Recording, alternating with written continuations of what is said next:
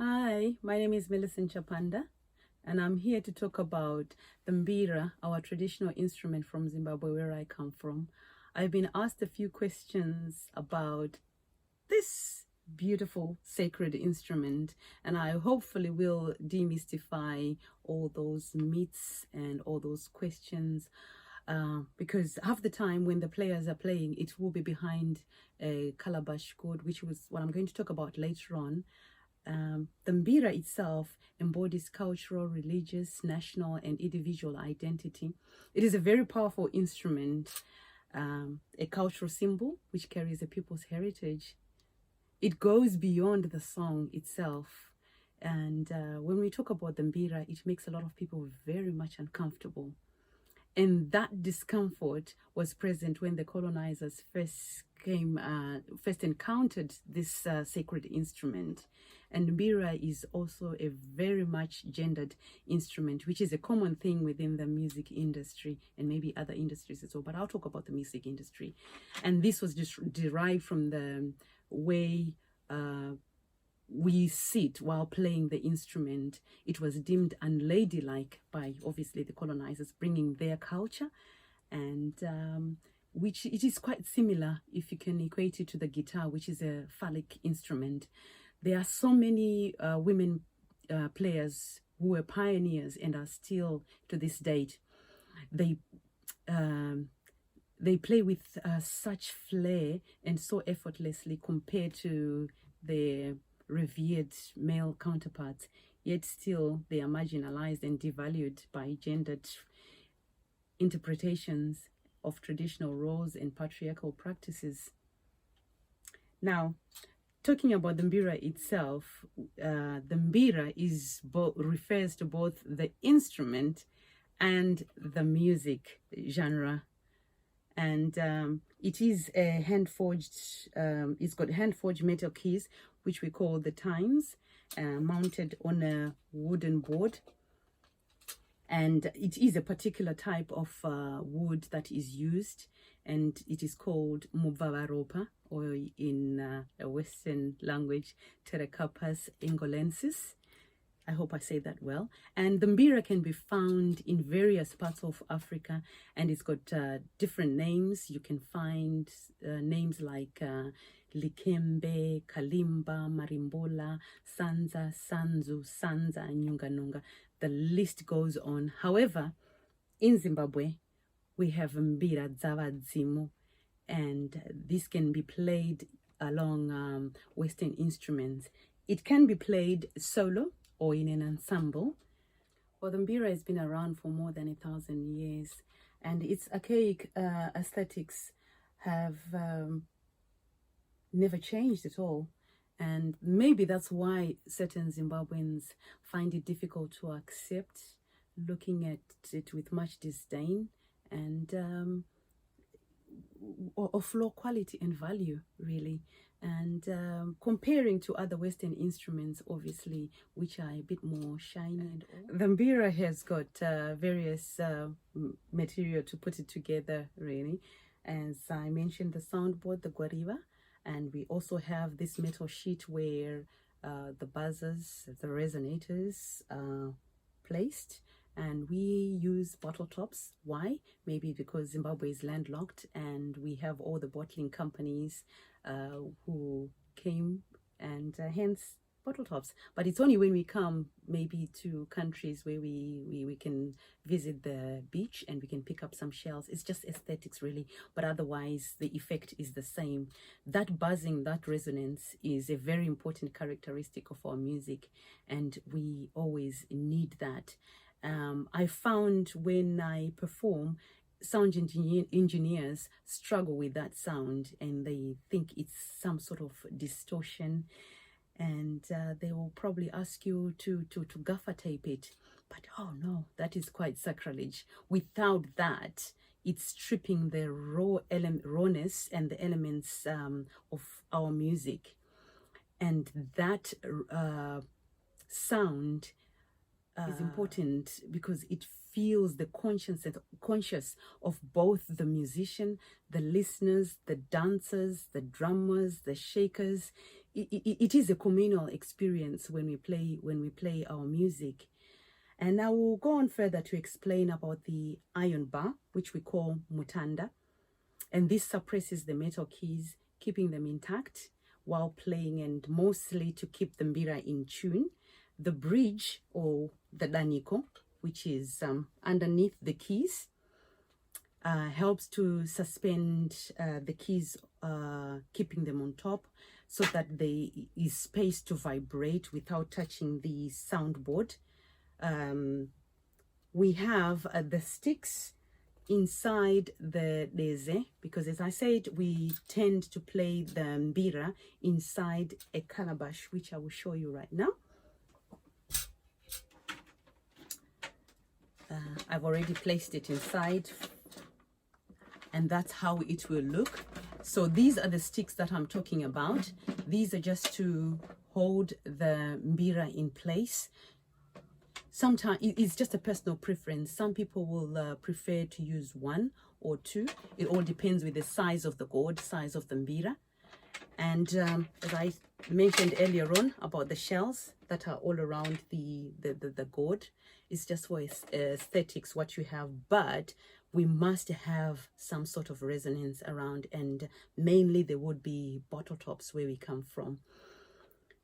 And at this point, I will talk about Mbira and identity, because Mbira binds the community and it's inseparable from the beliefs and activities of the Shona people.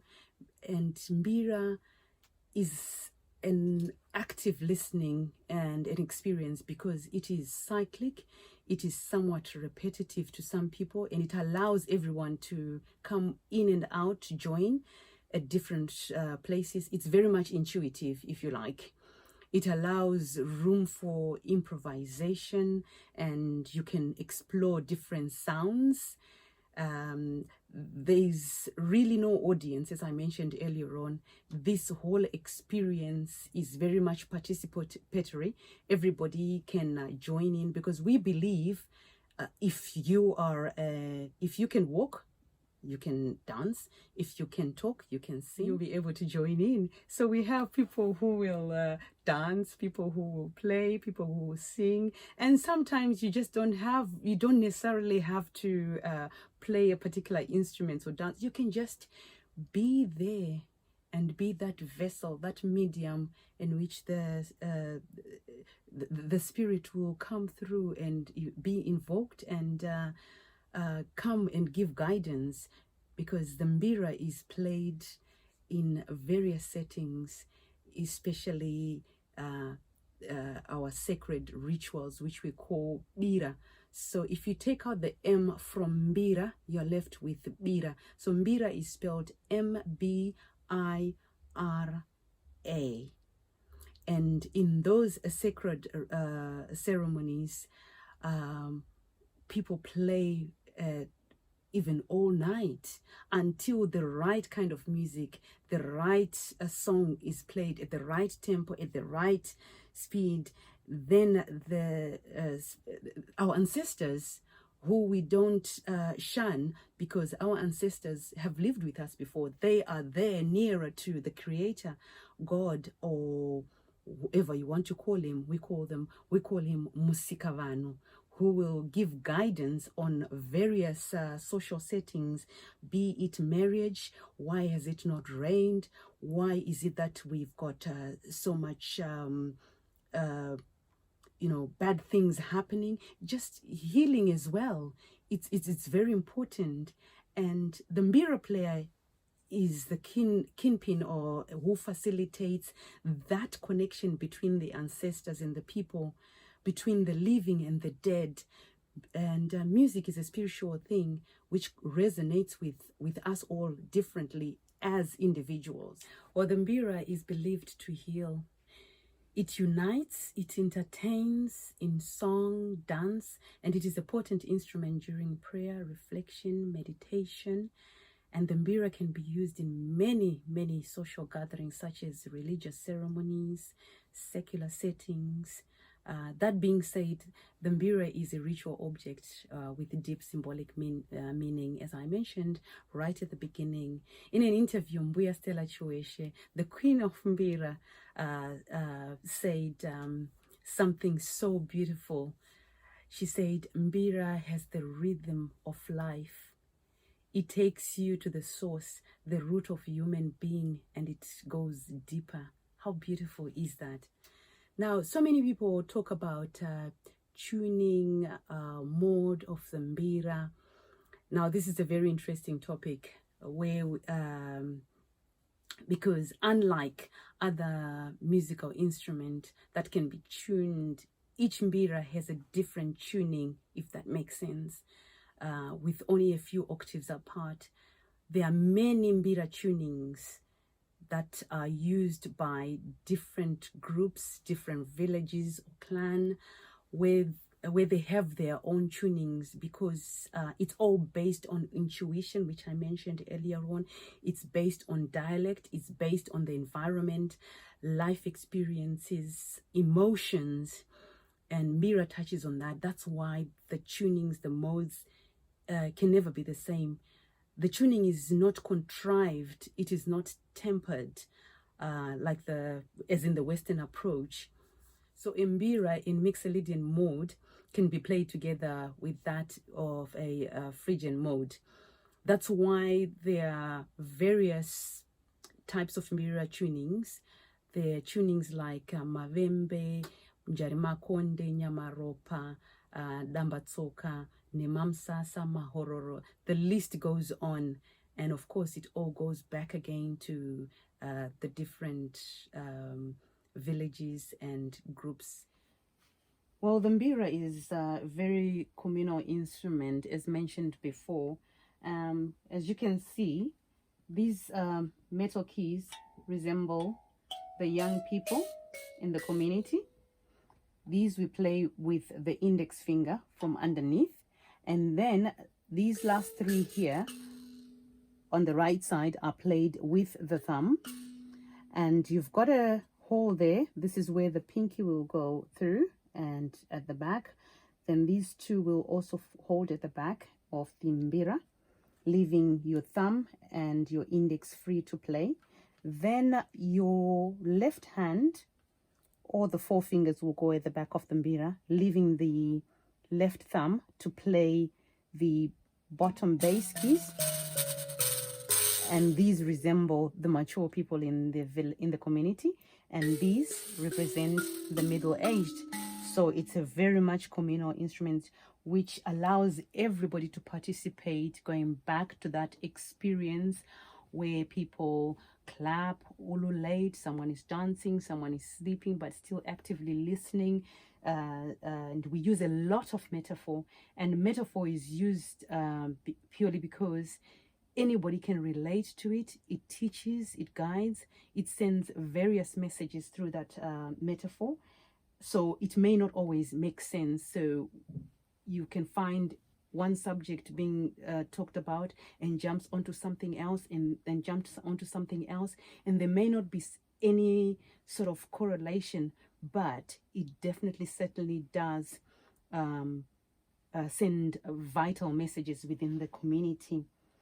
Along with metaphor, spoken words that can be heard, there is also throat singing, where it doesn't necessarily mean anything. It just is throat singing, and ululating, especially when we come to the height of the music and you cannot really express yourself. Women would ululate like this.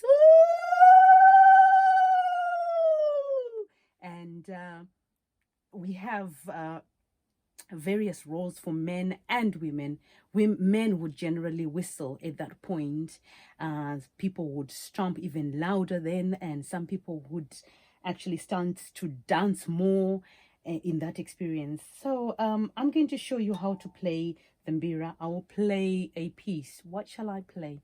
Let it speak for itself. Okay.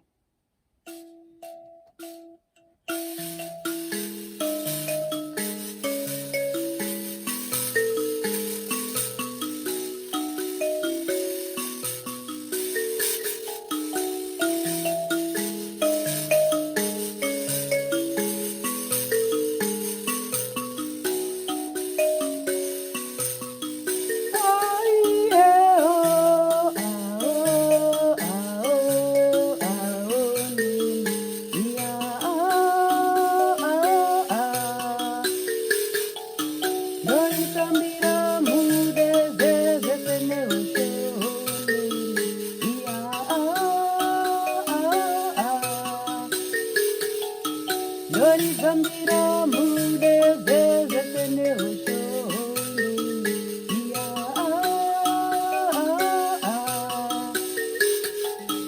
Lori Mbira mude zeze tene ushoni. Ya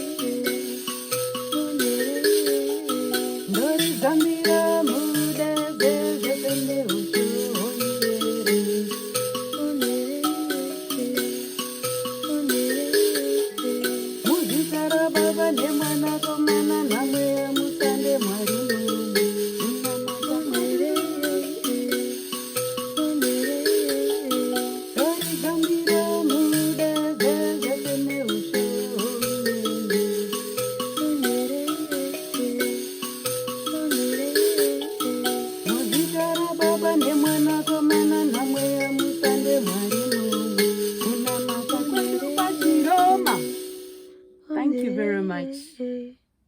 I hope you all enjoyed that.